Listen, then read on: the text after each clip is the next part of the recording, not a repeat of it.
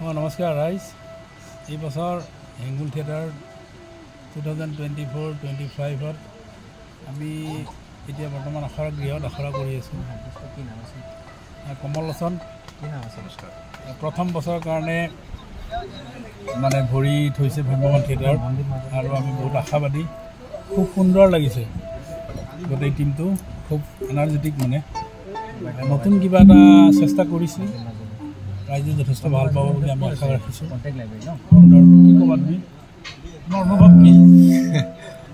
অনুভৱটো ভাল লগা আৰু ভয় লগা দুয়োটাই, কাৰণ কিয় অকণমান এক্সপেৰিমেণ্টেল হৈছে এইবাৰ কাৰবাৰটো, আৰু এক্সপেৰিমেণ্টেল হ'লে ভাল পাওঁ কাৰণ আমি বৰ্তমান সময়ৰ কাম কৰি থকা যুঁজি থকা যুঁজাৰু বুলিয়ে ক'ব লাগিব। গতিকে এটা আশা আছে আৰু এটা বিশ্বাস আছে যে ভ্ৰাম্যমান জগতত যদিও প্ৰথম খোজ এয়া আমাৰ, কিন্তু কিবা এটা যেন ভাল হ'ব আৰু পজিটিভ এছপেক্ট এটা, পজিটিভ ছাইড এটা দেখি আছোঁ বৰ্তমানলৈ ৰিহাৰ্চেলৰ। আৰু এই যিটো এনাৰ্জিৰ কথা ক'লে টিমটোৰ, পুৰণা মানুহ যিখিনি আছে গোটেইখিনিৰ পৰা সেই এনাৰ্জিটো আমি পাইছোঁ, আৰু নতুনখিনিও সমানেই যুঁজ দি আছে নিজৰ কামটো ভালকৈ কৰিবলৈ, টিমটোৰ কামখিনি ভাল হ'বলৈ। গতিকে ভাল হওক, আৰু আশা কৰিছোঁ আপোনালোকে চাই পেলাই ভালখিনিও জনাব, বেয়াখিনিও জনাব আমাক। Thank U.